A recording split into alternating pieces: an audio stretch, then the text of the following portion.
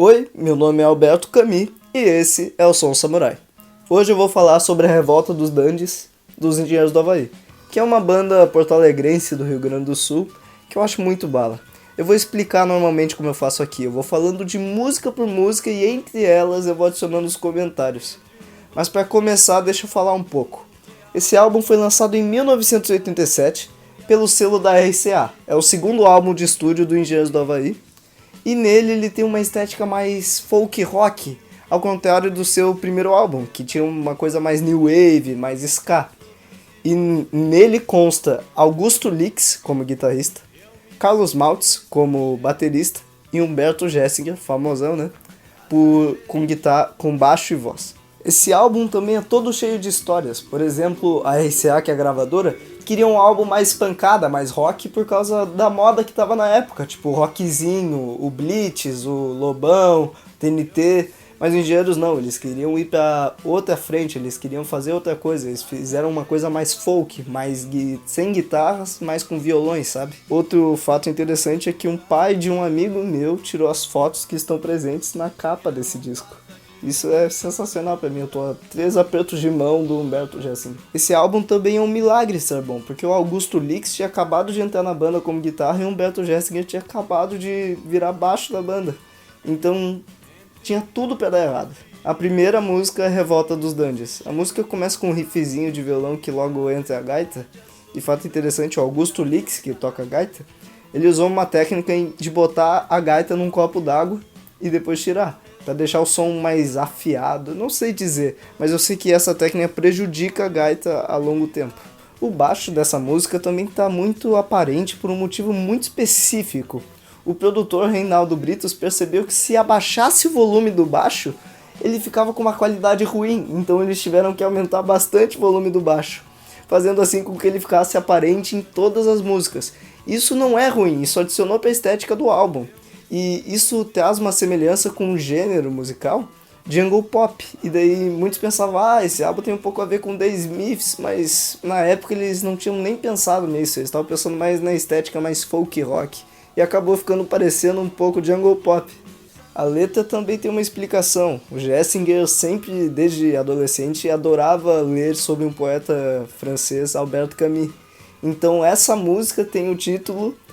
A música e o álbum, né, tem o título relacionado a um livro dele, que é A Revolta dos Dandies. Agora falando mais sobre a música em si, ela é muito boa, é uma ótima iniciação pro álbum. Ela vai crescendo no final da música e daí o Humberto Gessinger começa a gritar "E eu me sinto um estrangeiro", que daí tem tudo a ver com o Alberto Camus também, porque tinha um livro chamado Estrangeiro e óbvio que foi uma referência, o cara só lia Alberto Camus praticamente.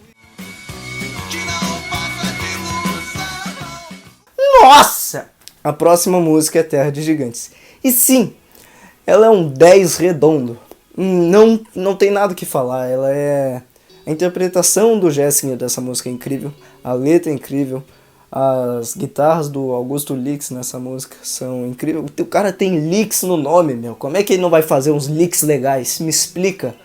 E a RCA, quando ouviu essa música, tava implorando para que colocasse a bateria. Ela não tem bateria muito por causa do movimento contracorrente de não ser o rockzinho padrão de época, sabe?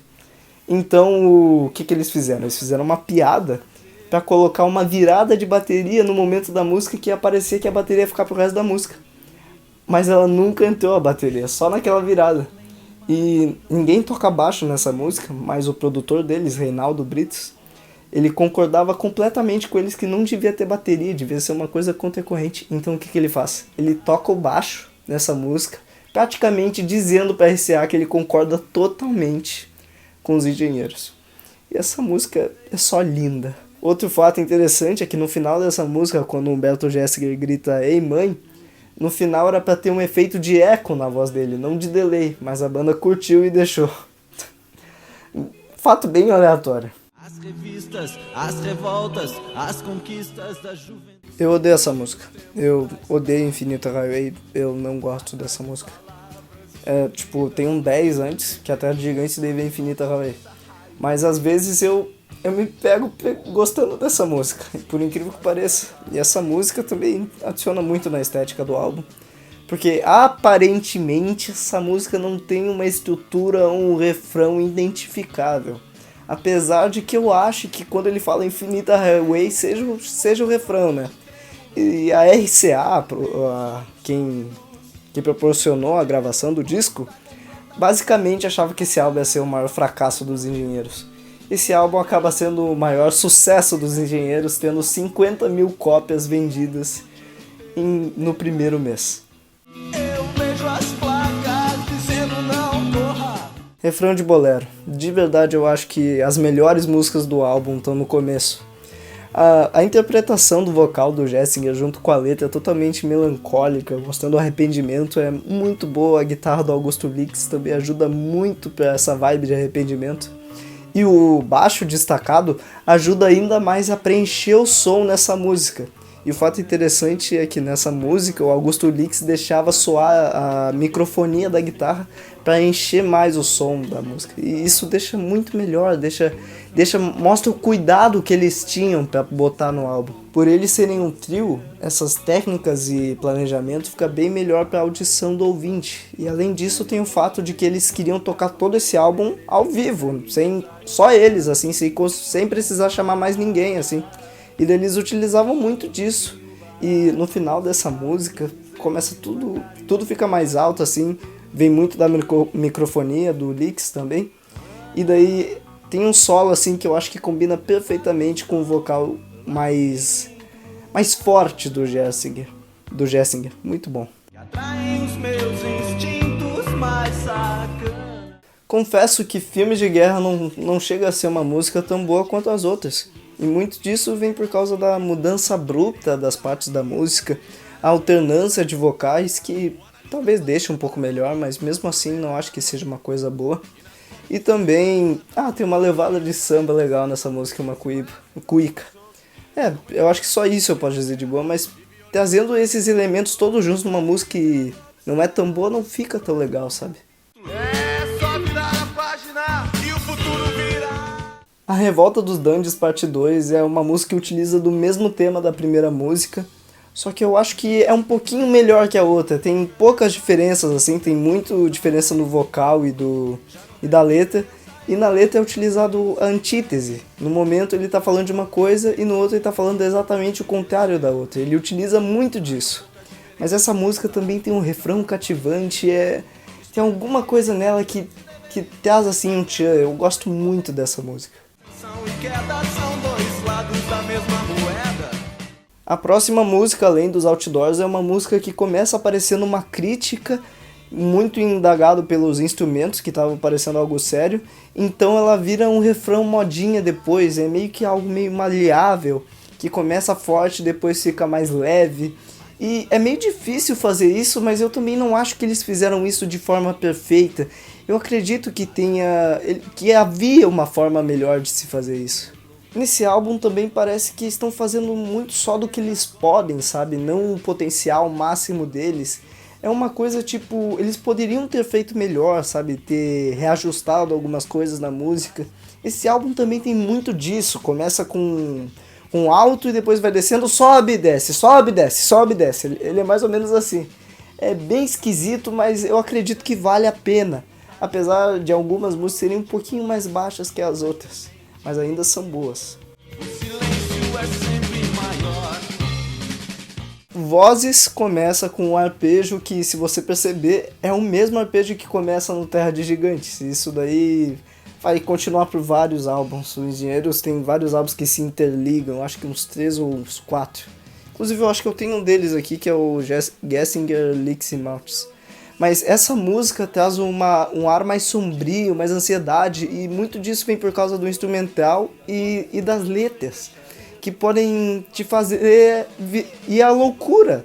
É uma coisa meio louca, e se tu prestar atenção na música, parece que tem uns sussurros. Isso adiciona a vibe da loucura, sabe? E também no final dessa música, o Gessinger usa alguma coisa na voz que eu não consigo entender bulhufas. Não dá pra entender nada, meu. Pô, é legal, mas pô, se vai botar letra, pelo menos porque eu consiga entender, né? Quem dá impressa não se interessa é uma música muito mais ou menos, é uma música que assim, A bateria tá sempre muito frenética, o vocal do Gessinger tá muito abrupto, tá muito, tipo, não sincronizado, não parece muito bem planejado, parece que só foi feito assim, todo mundo foi fazendo assim, e daí todo mundo foi botando uma coisa em cima da outra, e não acaba ficando muito bom, a não ser quando acalma um pouco a música. Mas então você pensa que vai ficar melhor, e daí volta pro refrão, que daí traz assim um ar meio não tão bom, sabe? Vídeos e as revistas mostram imagens sem nitidez, você se espanta. Desde aquele dia, ao contrário das outras músicas, ela é melhor, porque a banda tá muito bem mais planejada, ela tem uma ideia nessa música, que é ficar indo o verso, no final do verso sempre demonstrar que vai ir pro refrão, mas nunca vai. Assim o ouvinte querendo saber como é que vai ser o refrão. Então ele dá essa dúvida pra gente, e daí essa música deixa bem melhor. Além do mais, o verso e o refrão são melhores que os baixos desse álbum, né?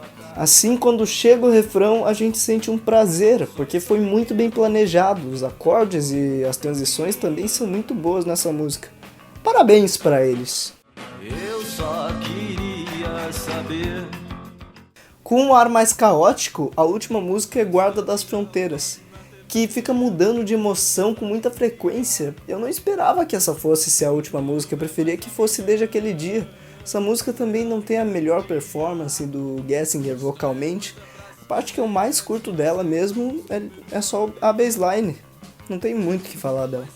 Que eles fazem e fazem muito bem. Conclusão, esse disco tem muitos baixos e muitos altos. Tem aquela história também de ser contracorrente, e eu acho que nessas partes que eles tentam ser mais folk, rock, assim, eu acho que eles são melhores do que na parte que parece ser mais rock. Mas ao mesmo tempo tem músicas que se misturam de maneira boa e de maneira ruim. Ele é muito mútuo, ele é bom e ruim às vezes, só que eu acho que ele é mais bom do que ruim. Nossa, eu falei muita abobrinha agora, mas tudo é verdade. Por exemplo, não tem como não gostar de algumas músicas, como Terra de Gigante. Sim, essa música é um 10, eu já falei, eu vou falar de novo. Essa música talvez seja a melhor dos Engenheiros. Talvez esse álbum seja o melhor dos Engenheiros. Não sei, eu não ouvi todos. Mas muito... Agora eu vou falar de maneira muito abruptamente. Apesar de algumas músicas serem meio... meio chiclezinho, eu gosto delas. Eu confesso, eu gosto. É por isso que a minha nota pra esse álbum é... 8ª menor! Ou uma 7ª maior. Os dois são 2 notas que eu daria, assim. Mas eu acho que eu vou dar uma 8ª menor só porque eu gosto muito da capa amarela. Beijo do Soul Samurai. E o que mais? Ah, sim, claro. Se inscreve, comenta. Diz um disco que você gostaria que eu falasse. Ou diz de um disco que você não gostaria que eu falasse. Ou falar se você concorda com alguma coisa desse álbum ou não. Eu vou adorar tudo que acontecer. Obrigado.